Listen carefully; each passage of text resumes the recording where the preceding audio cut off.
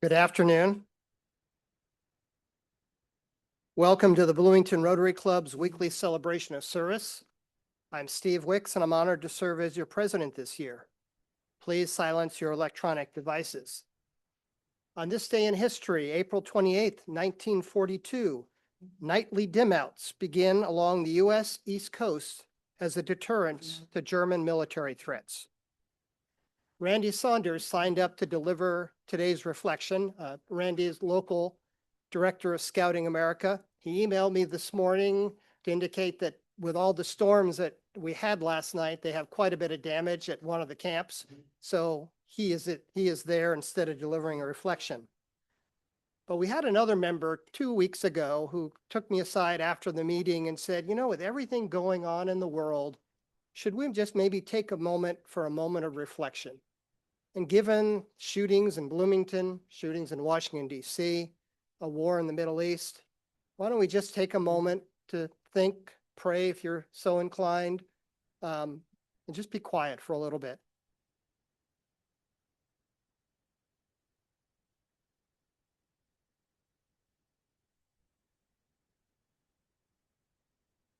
Thank you. Steve Ingle will introduce our guest today.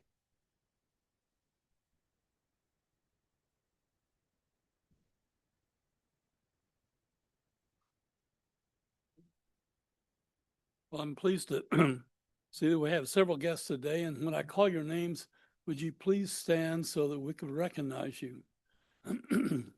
First guest is Barbara McKinney, guest of Michael Shermas. And then Lisa Myers, guest of Efrat Rosser. Welcome. Jeffrey Combs, guest of Mike Baker. And very special guest, hopefully our next U.S. Congressman, Brad Meyer, guest of me. And last but not least, my espousal unit and Brad's campaign manager, Becky Wan. Welcome. Do we have any online guests? Not today. We're all club members. No? Okay. Thank you, Steve. Thank you, Lori. Also want to recognize someone we don't announce weekly as guests who's been with us most weeks this semester, Shilpa, sitting over there from the Civic Engagement Project. She's been observing us, and I'll be anxious to hear her impressions of her. So this is her last week, and she's going home for the summer. We have a couple of birthdays to recognize. First of all, today is Andrea Murray's birthday, and tomorrow, Ruth Boschkoff and Jim Griffith have birthdays. And then we have a few anniversaries. On the 30th, Joyce Poling will celebrate 30 years as a Rotarian. And on the 1st, Glenda Murray will celebrate 35 years as a Rotarian.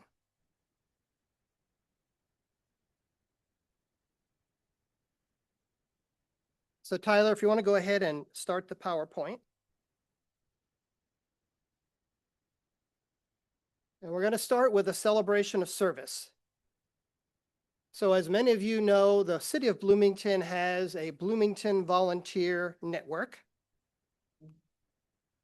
And each year they stage the Be More Awards, where 8 community members are recognized for achievements and things, wonderful things they've done for the city.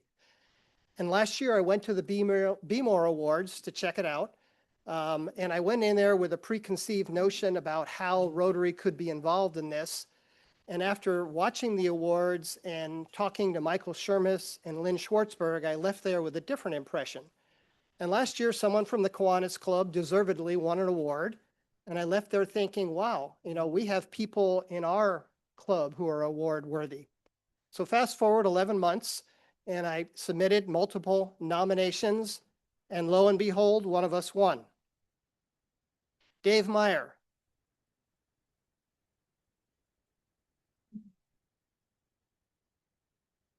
So Dave has won the Be More Bloomington Award. Here's a picture of Dave in December, Salvation Army bell ringing. And here's some of the details. So the ceremony, the award ceremony is tonight, 6 p.m. to 7:30. It's at Buskirk Chumley. It's free. The nice thing is the part of the award, Dave will get a $1,000 check, not to him. It'll actually be made out to the Bloomington Rotary Foundation. And it's from the Community Foundation of Bloomington and Monroe County. And they do a wonderful job sponsoring this event and promoting volunteerism in Bloomington. The reason Dave won is he, like a few others in our club and lots of people in our community, do outstanding work with refugees. But where Dave really stood out this year is in December, as many of you know, a member of the refugee family that we sponsored, Jawid, was detained by ICE and taken, I think he went to Brazil, Indiana, and was detained there. And Dave sprung into action, working with the family and then working inside the club. And he made arrangements to try to make sure that Jawid was getting due process. He found a really good attorney, an expensive attorney in Indianapolis.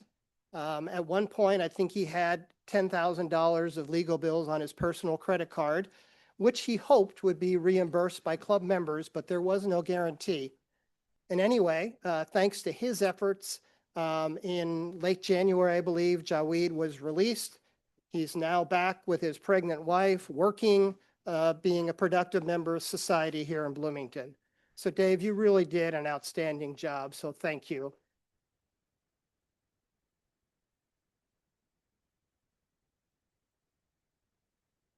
So next thing, help wanted. I put this up last week. We need additional club members to join our membership committee to do various things. If you have any interest, see me or see Lori Garrity. Not too late to register for the Rotary District Conference, May 8th and 9th at the Galt House in Louisville. Still need a volunteer to rapidly, at this point, coordinate, assemble a gift basket. I've already had one person come up to me and volunteer something to go in the basket. This is not my strong area. So if we have someone with more tastes than me and who is interested in Rotary at the district level, please step forward. Also, as part of the district conference, there's a district conference challenge and for new and gently used shoes. And so we've already accumulated a few shoes and I plan to take them to Louisville. So if you have new or gently used shoes, please bring them next week. If you're on Zoom or can't be here next week, email me and we'll see if I can figure out a way for me to pick up shoes. Okay, few save the dates. We have the Wonder Labs Summer Blast Off on May 21st. This is something that our club is sponsoring. Hopefully next week we'll start the sign up for volunteers. Refugee Picnic on the 24th. Club member Cindy Neidhart can provide details. We have a Meals on Wheels work day just for a couple of us on May 29th. See Diana Hoffman if you're interested for that. And then June 5th, the Beacon Solidarity Sleepout. I should say June 5th and 6th, because if you do it right, you start on the 5th and you're getting up on the 6th. So save those dates, please. All right, today's membership quiz. Which of these Rotarians regularly attends deep water aerobics sessions? And you have 4 choices: Sarah Laughlin, John Hobson, Glenda Murray, and Amy Kendall. And only one of the 4 regularly does this. Here's a picture of someone who is not a club member doing deep water aerobics. Looks like it's hard work. But anyway, back to your choices. I'll name out one of the candidates. Put up your hand if you're in the room. Do so electronically if you're online. So put up your hand if you think Sarah Laughlin regularly attends deep water aerobic sessions. Okay. Boy, especially doing well at one table, Sarah, there in the back. All right. Second choice, John Hobson. Put up your hand if you think John Hobson regularly attends deep water aerobics. Okay, not quite as many as Sarah, but a few. Your third choice is Glenda Murray, sitting over there. Glenda is actively canvassing and campaigning for votes. So put up your hand if you think Glenda Murray is our deep water aerobics. Okay. And our last choice, also sitting next to Glenda. Okay, boy, competitors. If you think Amy Kendall is the club member who regularly attends deep water aerobics classes, put up your hand. I'll tell you what, it's a very split vote. Lori, how does it look online? Looks good. Okay. All right, well, let's move on. Okay, well, if you voted for Sarah Laughlin, you will be incorrect. Sarah is a walker who tries to get in 10,000 steps each day. Here's a picture taken a couple of months ago of Sarah addressing the club. Glenda Murray, if you voted for Glenda, you too are incorrect. Glenda is a regular Northwest YMCA user, uses the facility for yoga, new step machines, and walking. And if you voted for Amy Kendall, you are also incorrect.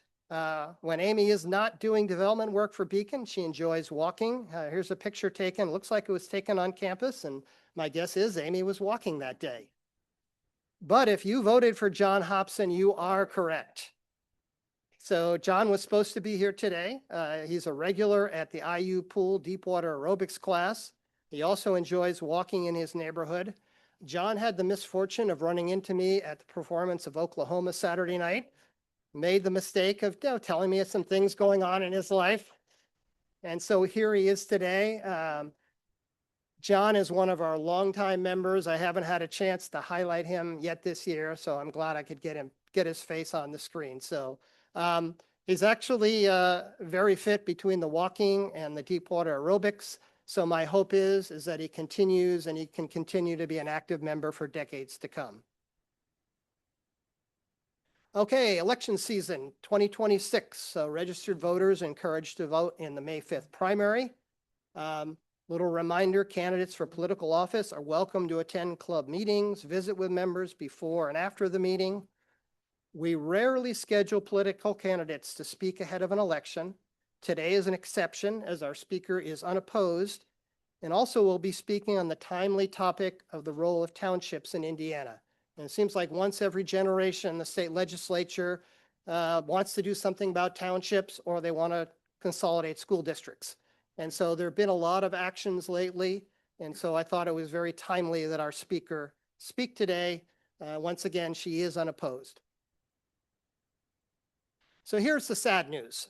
Sam Udak resigned Wednesday as club president-elect. He'll move to the Chicago area near the end of May, and we wish him well. So the happy news is that 24-25 club president Tracy Yovanovich has stepped up and will serve as club president for the 26-27 year.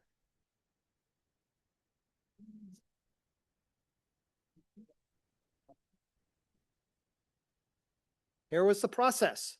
So Wednesday, Sam resigned an email to the nominating committee and several others. First checked with our president nominee, who will be the president-elect as of July 1st, Hank Walter. And as he had confirmed in the past, he was not able to move up his term by a year. And then in the process of correspondence, Tracy volunteered to serve as club president. We reviewed the club bylaws because, none of us could remember off the top of our heads how we handle a situation like this. Kind of nice to have bylaws sometimes. As on July 1st, I will be immediate past president. So Hank and I convened an email meeting of the directors-elect. We first had to figure out who the directors-elect were. And then after a motion and a second, all 9 directors-elect voted yes for Tracy as club president.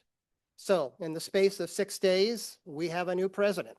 I'm really excited. First of all, in her own right, I thought Tracy did a great job as president last year. Just has so many positive attributes. The other nice thing is we're 2 months away from the start of the Rotary year. And if anyone can hit the ground running with this short a notice, it's Tracy. And I think she'll be able to do a wonderful job. And I think she's going to do a great job. And I will say we'll need some help. So I'll be talking to different people and asking for assistance. But I think if we all pull together, we can handle this and we're going to land in a good place. So here's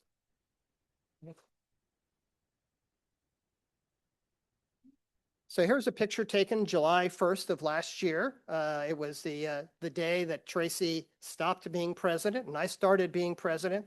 So on July 7th, we will recreate this scene, except I'll be the person heading for the exits and Tracy will be on the way in.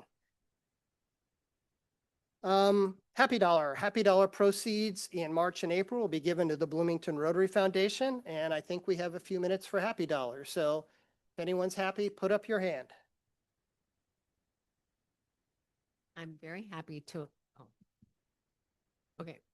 I'm very happy to have attended my grandson's wedding in Irwin, Tennessee, where we glamped all weekend.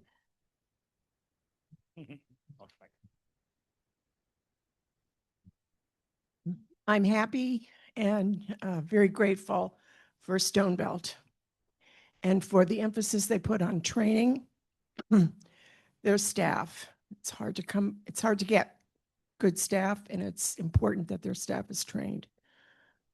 About 3 weeks ago, a staff member saved our son Jonathan's life by doing the Heimlich maneuver. And no doubt, no surprise, we're joyful and happy to be able to give this gift.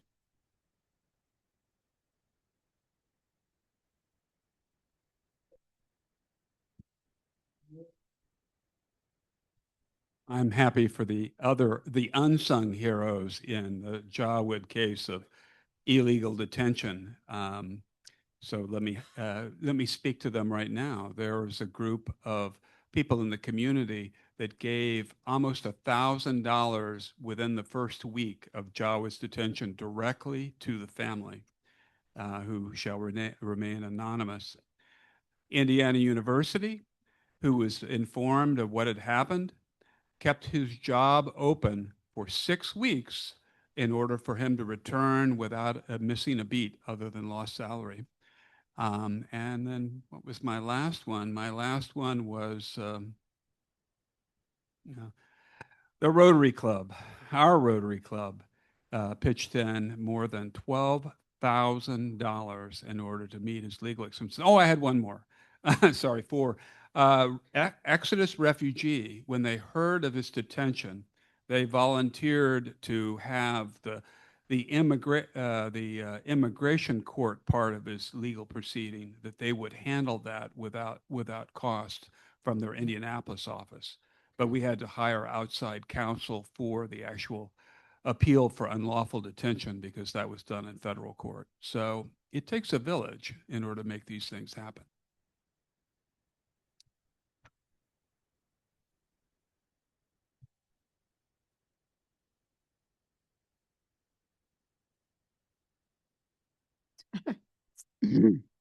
Some of you know that I've been expecting a granddaughter or grandchild, And she came 5 weeks early on Friday.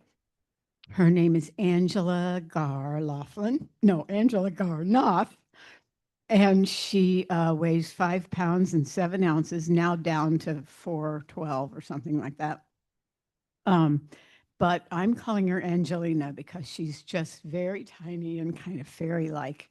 But they're doing well. Hannah had a C-section, so she's also got some major surgery to get over, but she's going home today. Angelina will be fine. They had a major flood and disaster at the hospital last night. They had to, and it was right in the NICU and the postpartum area of the hospital. So they moved 3 times in the course of that storm last night. So we're very grateful that they're all doing well.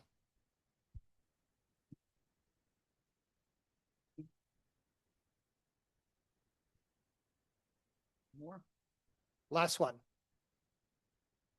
I would like to just thank all the Rotarians that showed up to support us at our dinner theater event a couple of weeks ago, where we celebrated the works of Maya Angelou. It was wonderful. Thank you.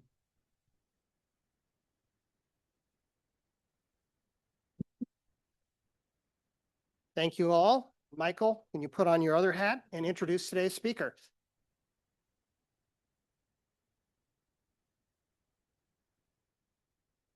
All right. Efrat Rosser is the current trustee of Bloomington Township since 2022. She's been living in Monroe County for 26 years. She has a BA from Indiana University and an MPA from the University of Arizona. I've been lucky enough to know Efrat in both her prior roles as Assistant Director of Finance for the City of Bloomington Utilities and Executive Director of United Way of Monroe County. Her spouse is the famous wrestler and even more famous Chef Lee. I had the opportunity to recently lead an ADA training with Efrat and her township trustee staff. They were an amazing group of people. And I concede that a bit of that is due to Efrat's leadership because she is a very nurturing, thoughtful, and kind person. I think you'd have to be in that job.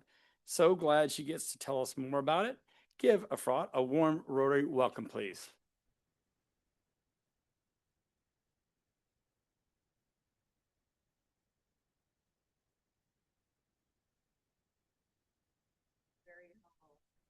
Very humbled to be here before you. I think the last time I had this, oh, I'll wait for the mic.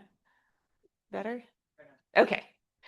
Thank you for the humbling introduction and for having me here today. I think the last time I was a guest speaker here, I had a different role and a different last name. Same Efrat.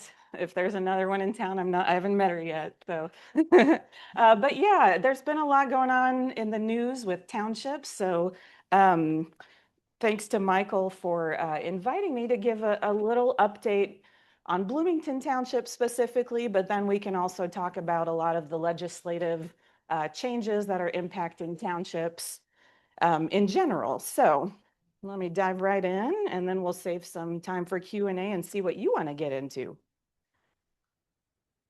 Quick overview of township government, as it is unique to, I think, about 17 states currently, including many of the Midwest ones. And that's because as the original colonies were expanding out west, Indiana was part of the 1785 land purchase, and that whole area was divided into 6 by 6 square miles for the purposes of establishing new colonial settlements, right? So in the 1800s, a lot of them were officially formed as a critical mass of people came to settle any of those, squares.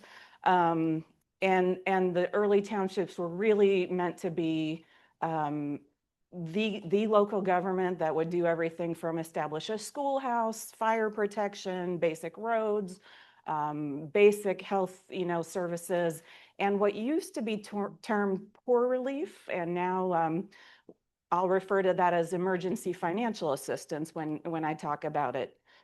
So before, state, cities, and counties came on board, and then a lot of the township duties were sort of taken away by those units, and townships were left with what we have now, which I'll get into.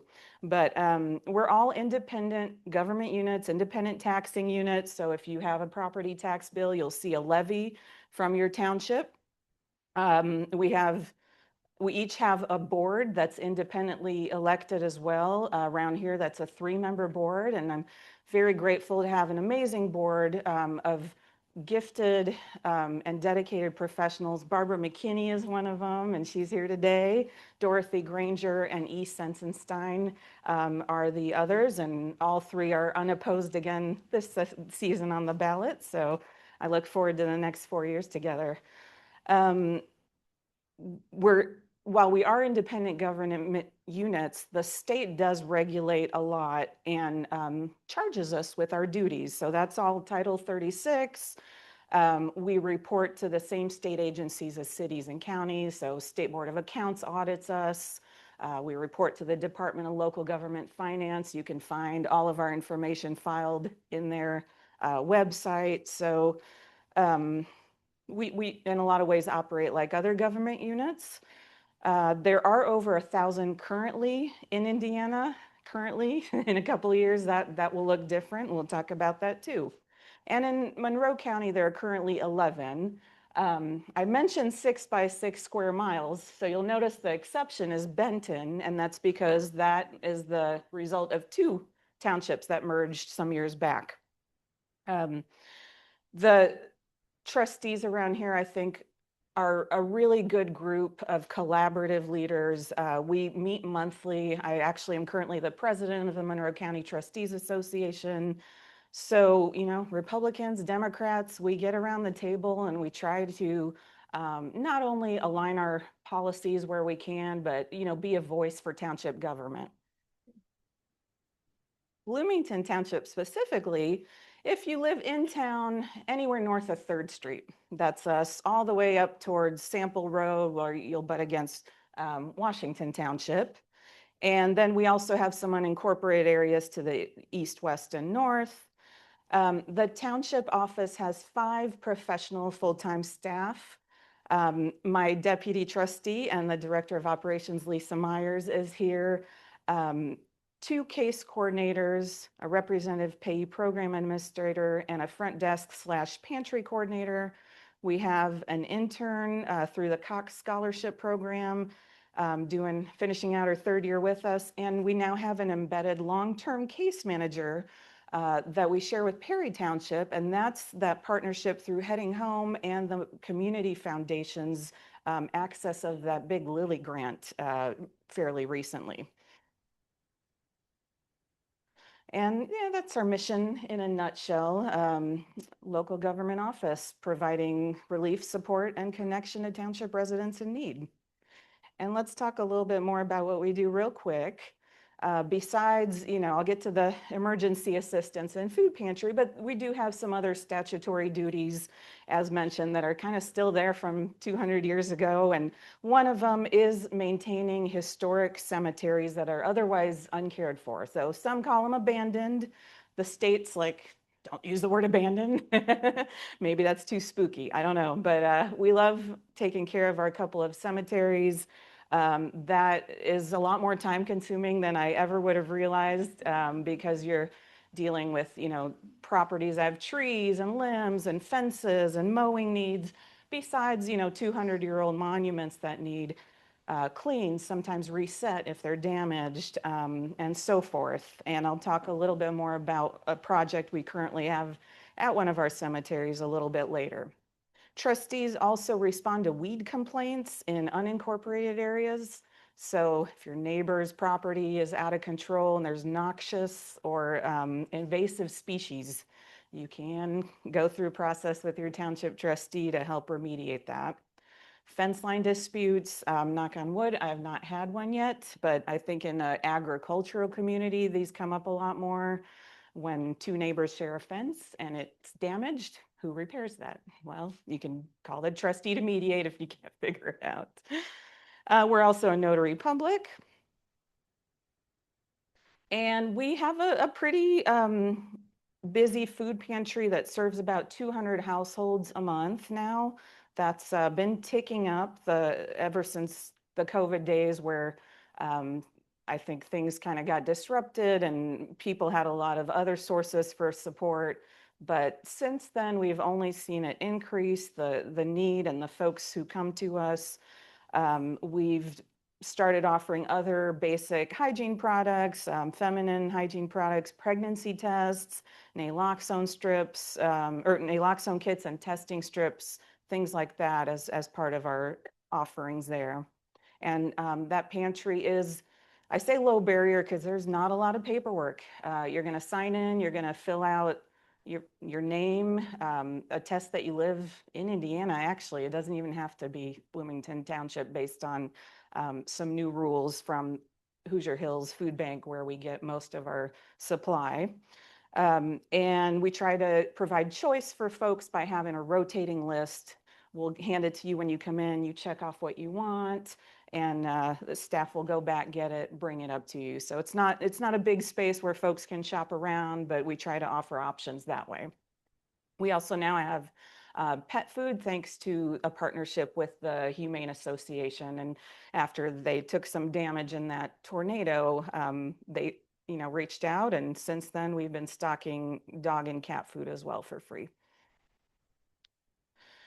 The representative payee program is a fairly newer one, and my predecessor, Kim Alexander, really gets all the credit for this, along with the administrator, Kay, and Lisa, who's put an incredible amount of time into this.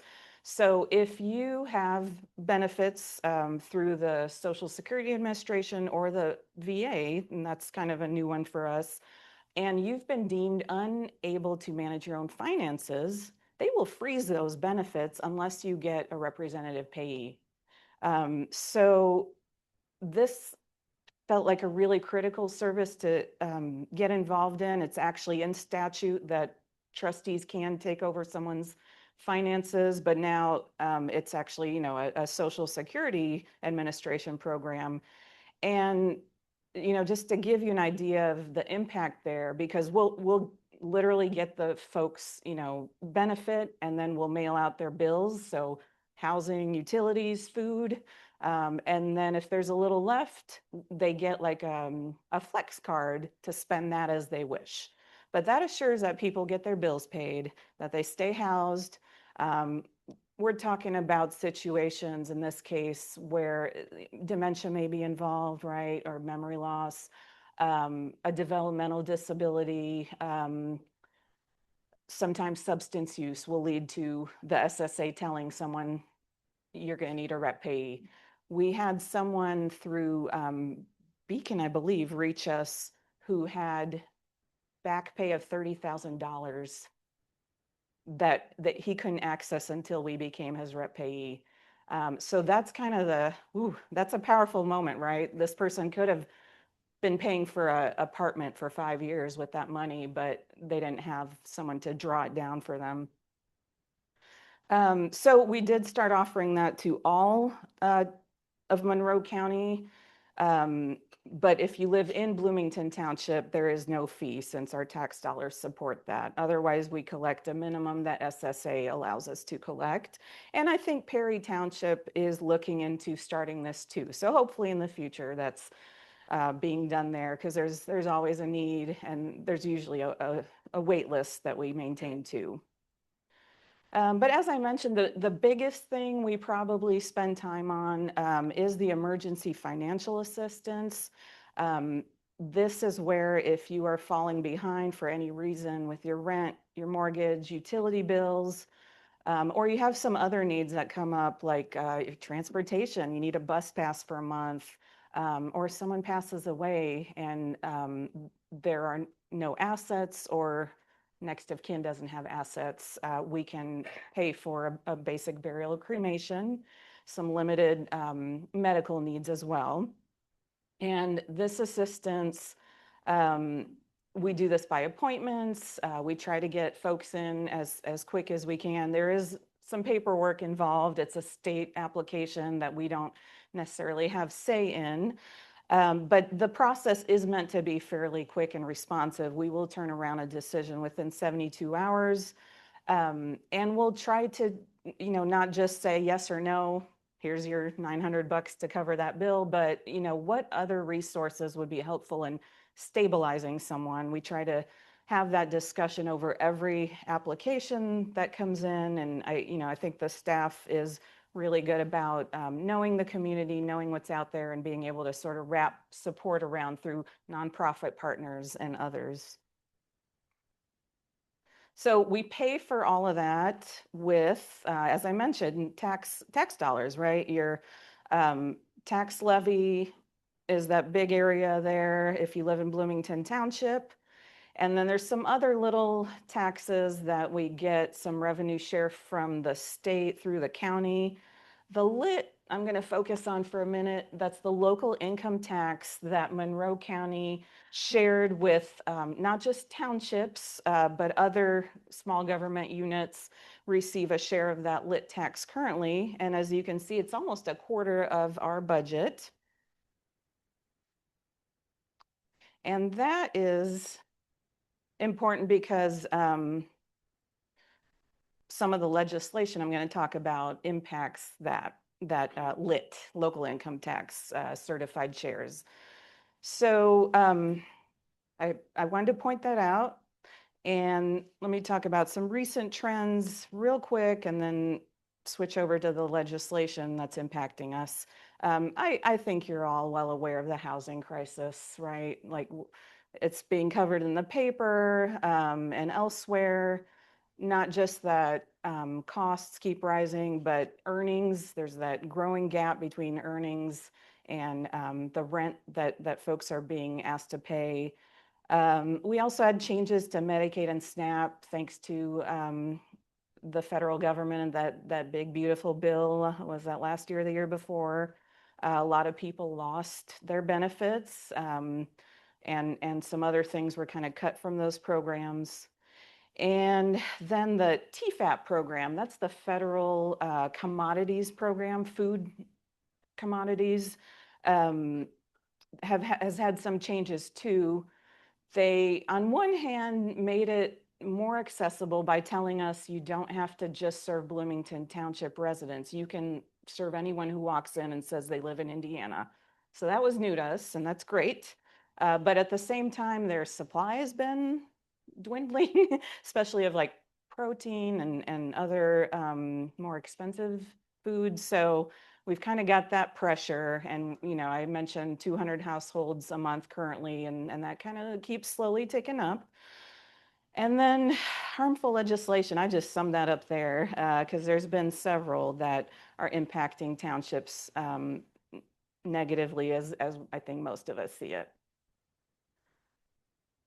SEA1 or SB1 is probably one you've heard the most about, I'm guessing, because that is the governor's property tax relief bill that was just signed into law last session or the session before last. And so if you did just get your property tax bill, you might have seen some new credits. I got, I think, $300, $350 back. And if you're older, if you have a disability or you're a veteran, you get a little more. I think that's all great, but it does come off the backs of a lot of your local government units because it does two things. First of all, it changes some things that have to do with how that calculation is done about our levy. There's no more increases to that, some changes to the tax caps. That's an immediate fiscal loss to our township of about $14,000 a year that we anticipate. But the bigger thing it's doing is it's sunsetting that LIT, that local income tax, which you saw is about a quarter of our current, revenue. And I think looking at the other townships, it's about a quarter or 30% of all of them. They spread that out proportionally. So all townships in Monroe County will face the loss of that unless our county council chooses to go forward with a full replacement tax. So the state said, hey, we're done with this. We're going to give money back to property owners, and county council gets to be the bad guy if they want to replace it locally, which I think will be really interesting to see what happens in Indiana. I suspect a lot will not replace it, and funds will just be lost, and then some of us may, and I feel like that could lead to some disparities, right? I don't know where that conversation will go. Every unit of government, including, the library, the school system, the solid waste district, the fire district, all of us townships, city and county, all rely on that local income tax share. So we're all in the same boat of realizing, we need to do something about this or cut services, right? And I don't know that our community thinks that's the best answer. 1461, HB 1461 also came during that cycle, and that was the road bill, the one that increased the speed limit on 465. I think it gave some authority for toll roads in Indiana. And then at the sort of last minute, they threw something funny in there and said, you know what? Some of these townships have some funds. They should contribute. So 30% of any unrestricted funds that townships hold have to go to the city or county's local road fund from here on out, which is kind of weird. We've not been in the road business for 200 years. There's a whole process in there where it would have to be approved by our board first and all these things in there. So we don't know how that's going to go yet either, but it's certainly, it's shifted how we budget, and we're really budgeting out of our rainy day fund, because honestly, to me, with that 30% that's going to go to the county and maybe pave a few miles of road, we can do a lot more with that. So I'm going to put it in the budget and use it. That's kind of been one of the strategies of how we deal with this while other things are getting cut. And then the big bill that was recently signed by the governor in this recent session, there were a couple for township mergers or consolidation up between the House and the Senate. I think the key difference, the House bill would have eliminated some townships and had the county or municipality that was there otherwise pick up their duties. We thought SB 270 was a better choice, because instead of eliminating certain townships, they'd consolidate them. And that's what did pass with a lot of work through our state association, a lot of us, around here. So SB 270, I think, if I can sum it up, will have townships scored based on measures for both effectiveness and efficiency. And there's a point system. So if you get 4 more points, you have to merge into the receiving township. Now, the county commissioners will have to make some determinations on who's the receiving township of those, as well as, I think they're being charged with holding the public process for this when it happens next year. So out of those 11 townships in Monroe County, I can't really tell you who's going to score 4 or more points right now. Some of those point criterias are publicly available information, like, have you seen more than 24 applications for assistance in a year? And if not, that's a point against you. Do you have a fire department that you manage? If not, that's a point against you. Do you have a budget that's over 100,000? And if not, point against you. So some of those are publicly available data points, but there's some things that I can't tell unless, the trustee from that township would tell me. So we're not sure what the impact will be in Monroe County, and whether some smaller townships will need to merge with bigger ones in our county. That, I think, will transpire by the end of the year. That point system will be identified and shared, and then 2027 you can expect to see that conversation and process move forward. So that was a lot. And all of these factors I'm talking about, whether it's, the economical ones, housing market, along with the pressures on township services and budgets, means that we're facing increased demands with less resources to address them. So how do we do more with less, as I believe the governor asked us to do? I don't know exactly, but this is what we've come up with so far. And I think it's just about some commitments to accessibility, to service, to collaboration. We did expand our hours by shifting around some of our schedules, and we found that being open till 6 p.m. instead of just 3 p.m. Monday through Thursday is really appreciated by the community. We've collaborated with a number of groups. I mean, we're part of Heading Home and all of that work. We work with the city, the county on different programs, a lot of nonprofit partners. We also give out community service grants to nonprofits. We've been doing that for quite a while. The board is very supportive of that process. I think there's about 60 to 80,000 every year that we grant out to agencies that we refer to a lot and that are in our township or serve our township.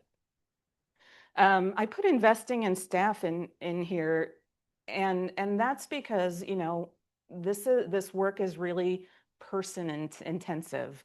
It's case management, light case management in some cases, or meeting people on their worst day when they walk in, having just gotten that eviction letter, or the lights are off, the electric's off, the water's off, and they're panicking and they walk in, and our staff does absorb a lot. So I think we've been the deputy trustee Lisa and I think have been really key on just providing staff with resources, with opportunities to participate in different trainings and in different things that help them as professionals and as people who are sort of, on the front lines of some things. And a commitment we made is to continue to offer excellent resources, events, and programming that is low cost to us. A lot of that is through collaborations and partnerships. And I'll give an example of some. Like the last couple of years, we've been playing with just fun events.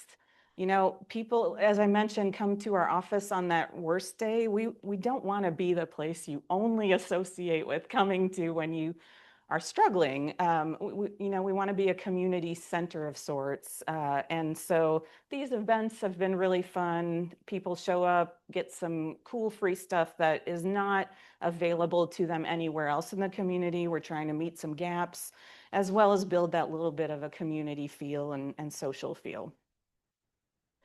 And I think I mentioned some of these partnerships. I won't go into detail because I think I'm running low on time. But one I thought was fun to highlight, and I know some of you are involved with these groups. This Thursday, actually, we're doing a weed wrangle at Stout Houston Cemetery as a first step on a project to fix the historic dry stack stone fence that's there. Thank you to the Monroe County Board of Historic Preservation and MC Iris and the History Center have all come forward in partnership around this. We're going to have opportunities for some people to get trained in that method of preservation and then try to accomplish some work that would otherwise be really, really expensive. So I think that's all I had. And I'm sorry, I ran just a little bit long, but if there is time for questions, Michael, let me know. And otherwise, yeah, thanks again. I'm happy to stick around and answer any other questions as well. And hopefully you all have my contact info if you have any follow-up questions, comments, or you just want to swing by and take a quick tour sometime. Thank you. Thank you.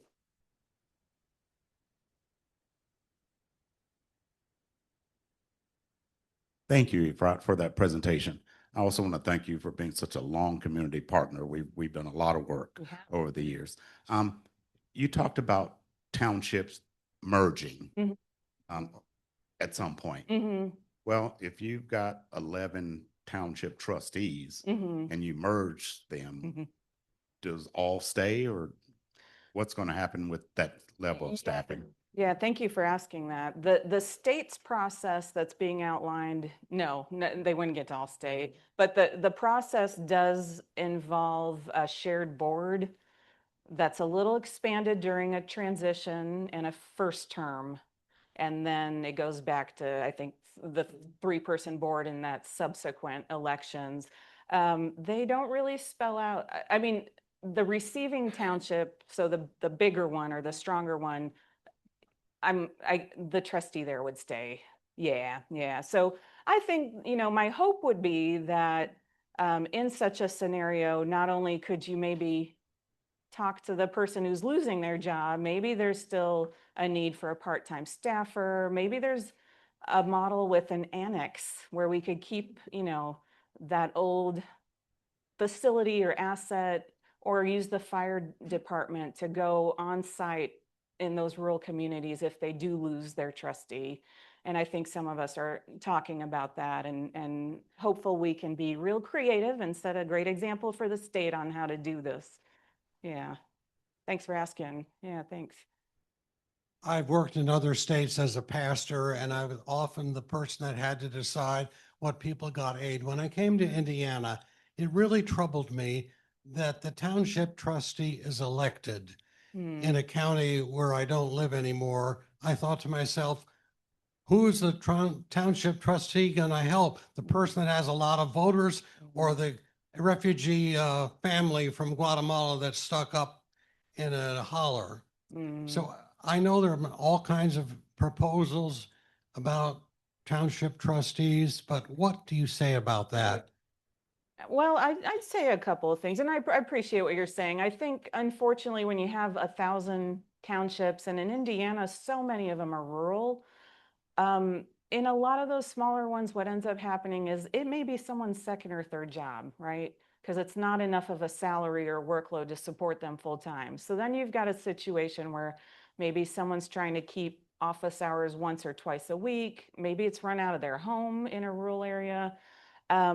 And so you get into some issues of accessibility. But I've also seen rural townships that are strong, that are responsive to their constituents, that are centers of their community. So I think, just because you're small and rural doesn't mean you can't be creative and responsive. And it's really up to the voters to hold them to account, right?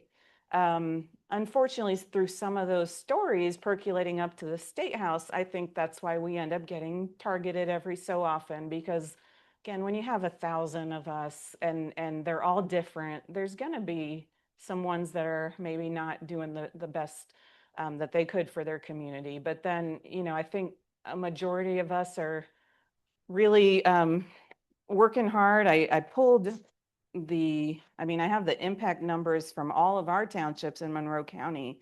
And between us all, the 11, we helped over 5,600 people last year alone, and with over 1.3 million in direct financial assistance. So that's direct monies that go to either a landlord to recoup for someone who's not paid rent, or the utility companies to keep people's utilities running, or food assistance, burial assistance, all of that. So it's a pretty significant part of our safety net. And I guess my only answer is we just have to keep working to make it better, and to pick up the opportunities that the state's affording here through some of that consolidation. Do you have any questions online? I don't think so. None at this time.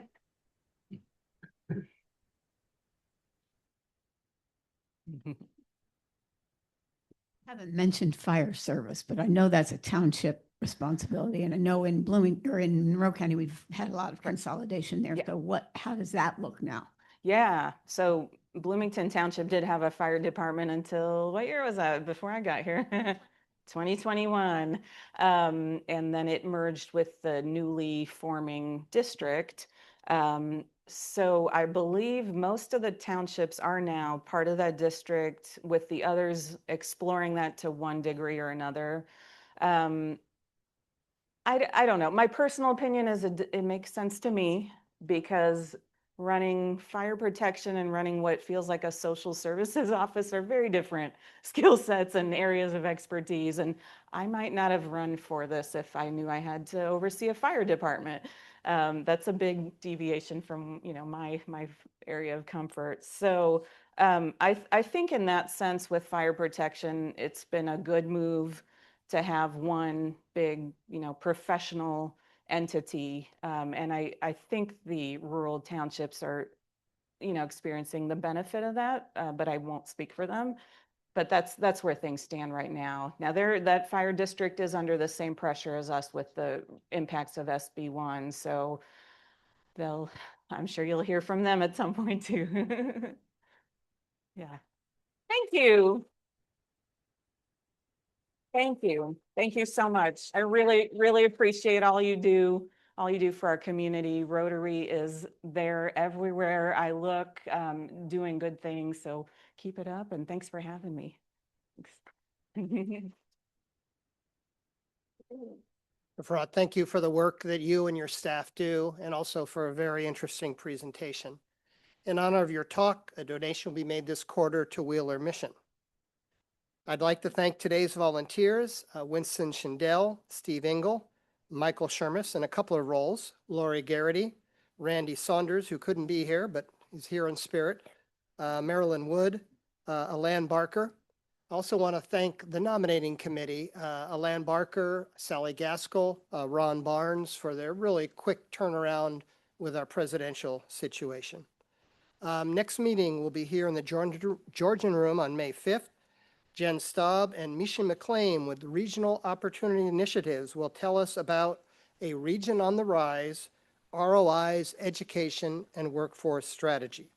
So please join us. Tyler, if you would share the graphic for the four-way test, and please stand if you are able. Of the things we think, say, or do, first, is it the truth? Second, is it fair to all concerned? Third, will it build goodwill and better friendships? Fourth, will it be beneficial to all concerned? And fifth, is it fun?